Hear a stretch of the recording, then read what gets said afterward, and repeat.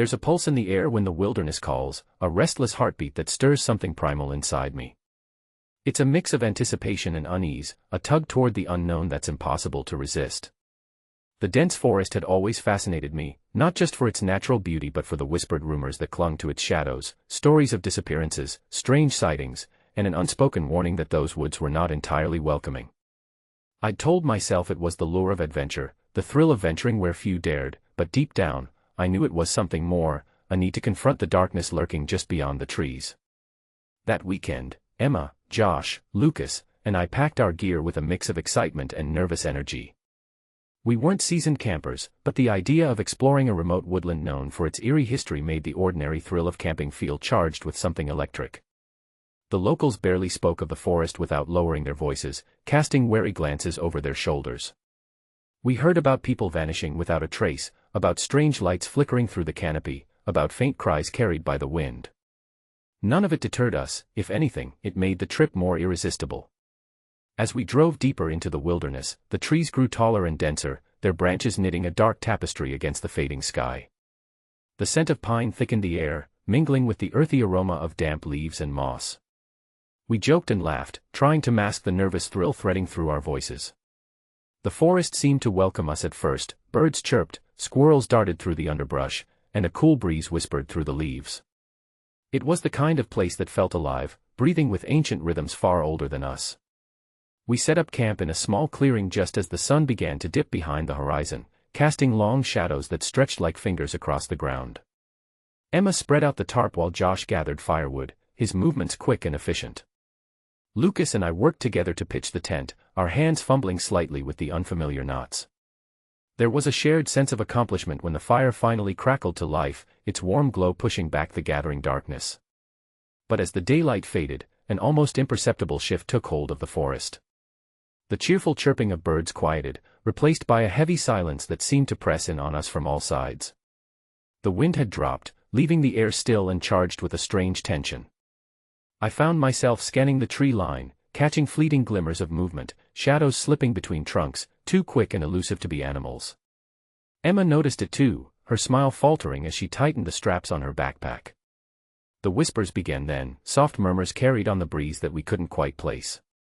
At first, I thought it was the rustling of leaves or the crackling of small branches underfoot, but the sound had a rhythm, almost like voices speaking just beyond comprehension. Josh shushed us, his eyes narrowing as he peered into the darkness. "Probably just the wind," he said, but his voice lacked conviction. We gathered closer around the fire, its flickering light a fragile barrier against the encroaching shadows. Lucas pulled out a flashlight and swept its beam across the trees, catching the glint of eyes reflecting back at us, too many to count, watching silently.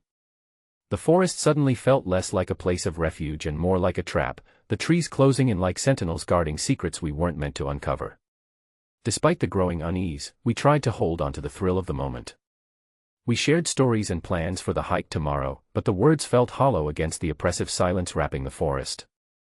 I couldn't shake the feeling that something was watching us, waiting for night to fully claim the woods so it could reveal itself.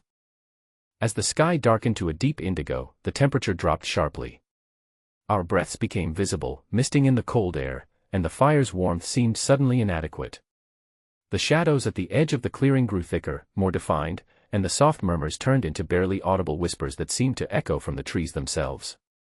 Emma shivered and wrapped her arms around herself, glancing nervously into the darkness. "Did you hear that?" she whispered, her voice trembling. I nodded, heart hammering in my chest. A branch snapped somewhere beyond the firelight, sharp and sudden, and all of us froze. The forest held its breath, and in that silence, the sense of being watched became a weight pressing down on us. Lucas forced a laugh, trying to dispel the tension. "Probably just a deer or something," he said, but even he didn't meet our eyes. We tried to focus on the fire, on the stories and the camaraderie, but the forest seemed to pulse around us with an ancient, unsettling energy. The trees swayed though there was no wind, and the faint whispers grew louder, almost like voices carried just beyond hearing. The fire flickered wildly, casting long, twisted shadows that danced across the ground. Josh stood and started to collect more wood, his footsteps rustling through fallen leaves. As he moved toward the tree line, a sudden movement caught my eye, a flash of pale light weaving between the trunks, too quick to be a trick of the firelight. I called out to him, but he didn't respond. My voice caught in my throat as the whisper seemed to rise into a chorus, surrounding us. Emma grabbed my arm, her grip tight and trembling. "We should stay close," she urged. We huddled closer, the fire now the only anchor in a world that felt increasingly alien. The forest was no longer a backdrop for adventure, it was a living entity, watching, waiting, and silently warning us to turn back. I kept scanning the darkness, desperate for any sign of something familiar, but the shadows shifted endlessly, and the whispers persisted like an unsettled breath. The night was only beginning, but I already sensed that beyond the glow of our fire, the forest held secrets far darker than the stories we had heard, and that those secrets were waking. Night descended like a heavy curtain, swallowing the last traces of twilight and plunging the forest into an oppressive darkness that felt alive and watchful. The fire's glow, once a comforting circle of warmth and light, now seemed fragile, flickering erratically as if struggling against the encroaching shadows. Our earlier courage had thinned to a fragile thread, fraying with every strange sound that pierced the silence. Branches snapped in the distance, but not with the steady rhythm of animals moving through underbrush. These were irregular, sudden, like footsteps, deliberate but unseen. Emma's eyes darted nervously beyond the firelight, and Josh tightened his grip on a sturdy branch he'd picked up, his knuckles white. The forest felt suffocating, the canopy above sealing us into a world where the rules no longer applied.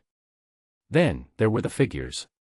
At first, just fleeting glimpses, distorted shapes that melted into the darkness the moment you tried to focus. But as the night deepened, they grew bolder, inching closer to the edge of our campsite. Shadows flickered just beyond the fire's reach, twisting into forms that defied natural shape. I caught sight of one, a tall, gaunt silhouette with limbs too long and joints bent at unnatural angles, disappearing behind a tree with a speed that made my skin crawl.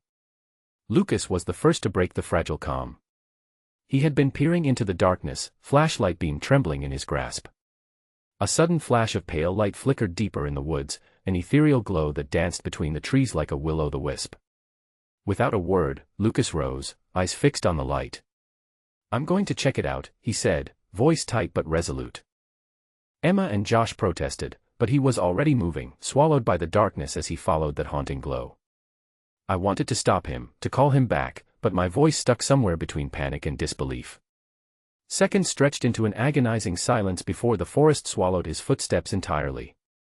We waited, breath held, straining to catch any sound of his return. But the only noise was the whispering wind, or so we thought. Then, a sudden snap nearby jolted us, and we called his name, voices rising in desperation that shattered the fragile silence. No answer came. Our fear crystallized into panic. Emma grabbed my arm, shaking.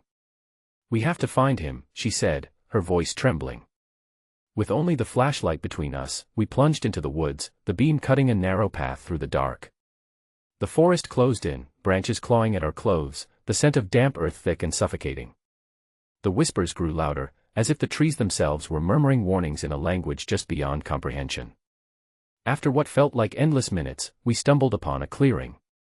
There, the air hung heavy with something unnatural. The ground was scattered with broken twigs and crushed leaves, but more disturbing were the strange symbols etched deep into the bark of surrounding trees, twisting lines and jagged shapes that seemed to pulse with a faint, otherworldly glow. Our breath caught in our throats as the realization sank in, this wasn't just any campsite. It was a place marked by something sinister, a place tied to the disappearances that had haunted the forest's dark history. Emma's hand trembled as she brushed her fingers over the carvings. The symbols felt cold, almost alive beneath her touch. A sudden movement caught our eyes, a flicker of shadow slipping between the trees, too fast to track. The whispers swelled into a chorus of unintelligible voices, surrounding us, pressing in. We called out to Lucas again, our voices raw and desperate. The forest answered only with silence and the rustle of unseen things moving just beyond sight. A chill ran down my spine as the oppressive presence closed in, the weight of unseen eyes burning into us. Panic surged, and we fled back toward the camp, the forest seeming to warp and twist around us, paths shifting, branches blocking our way. The fire was barely aglow when we burst back into the clearing, but the relief was short-lived. Lucas was nowhere to be found. That night, sleep was impossible. Every snap of a twig, every rustle of leaves sent us tumbling awake, hearts pounding. Shadows danced just beyond the tent's thin fabric, and the whispers never ceased. We huddled together, the fire reduced to embers, trying to convince ourselves that daylight would bring safety. But as the hours dragged on, it became clear that the forest was not simply a place of trees and wildlife, it was a predator, patient and relentless. The stories we'd heard were no longer distant tales, they were warnings carved into the very soul of the woods. I slipped out before dawn, compelled by a mixture of fear and determination, to search alone for any sign of Lucas. The forest greeted me with an eerie stillness, the morning mist weaving through the branches like ghostly fingers.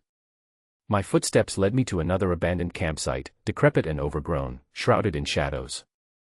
Here, the symbols were more numerous, etched not just into trees but scratched into rusted cans and broken equipment scattered across the ground. The air was thick with a suffocating silence, broken only by the faint, unsettling creak of wood swaying in the breeze, or was it something else? I froze when the whispering began again, this time sharper, more insistent. The voices seemed to echo from the ground itself, rising in a chorus of despair and warning. A shadow flickered just beyond the edge of my vision, too swift, too unnatural to be an animal. My heart hammered as instinct screamed at me to run, but I was rooted to the spot, caught between terror and a desperate need to understand what had taken Lucas. The forest was alive with secrets, and I had stumbled into its darkest heart. Gathering every ounce of courage, I turned and fled, the whispers chasing me until the clearing's safety swallowed me once again. The firelight welcomed me back like a fragile beacon, but the fear remained, settling deep into my bones. That night, as we packed to leave, the forest seemed to watch us retreat, its silence heavy with unspoken threats.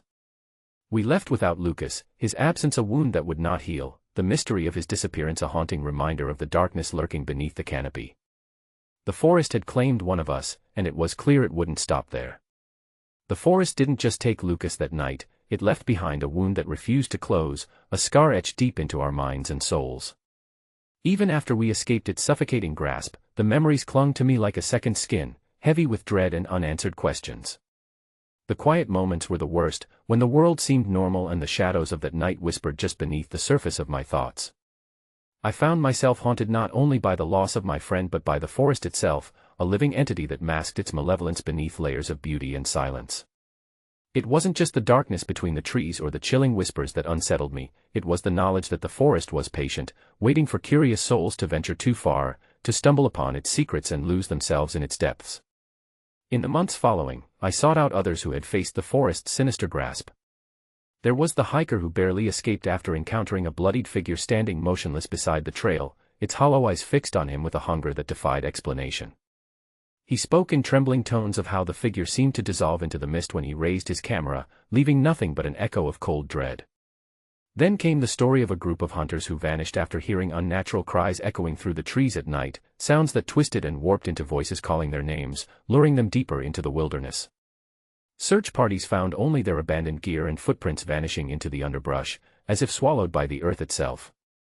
These accounts, along with the scars we carried, wove a tapestry of fear and fascination, revealing the forest's dark legacy as a place where the lines between reality and nightmare blurred beyond recognition. The stories weren't just folklore, they were warnings etched into countless lives, a testament to a presence that thrived on human fear and curiosity. I struggled to reconcile my own experience with these tales, trying to understand what force could bend the natural world so malevolently. The forest was no mere collection of trees and wildlife, it was a sentient entity, ancient and cunning, capable of reshaping reality to trap those who dared to trespass. It played with perception, twisting light and sound until nothing was certain. Nightmares plagued my sleep, visions of shadowy figures with elongated limbs and hollow eyes, whispers that echoed my own name in voices both familiar and alien. I would wake gasping, the oppressive weight of the forest pressing down even within the safety of my room. The psychological toll was as real as any physical threat, a lingering terror that seeped into every corner of my life. In quiet moments, I found myself reflecting on the thin line that separates adventure from oblivion. My desire to explore, to uncover the unknown, had brought me face to face with a darkness beyond comprehension. The forest had offered a choice, curiosity or safety, and I had crossed that boundary, paying a price I'm still trying to understand. I warn others now, sharing these stories not to frighten but to caution. Some places are not meant to be explored, some mysteries best left undisturbed. The forest waits patiently, its ancient roots entwined with secrets that consume the unwary. As days turn into years, I carry the weight of that night and the countless voices that echo in the dark. The forest presence lingers, a silent reminder that beauty often conceals terror, and that the greatest mysteries lie just beyond the edge of perception. To enter its depths is to embrace both wonder and fear, knowing that some journeys end not with discovery, but with disappearance.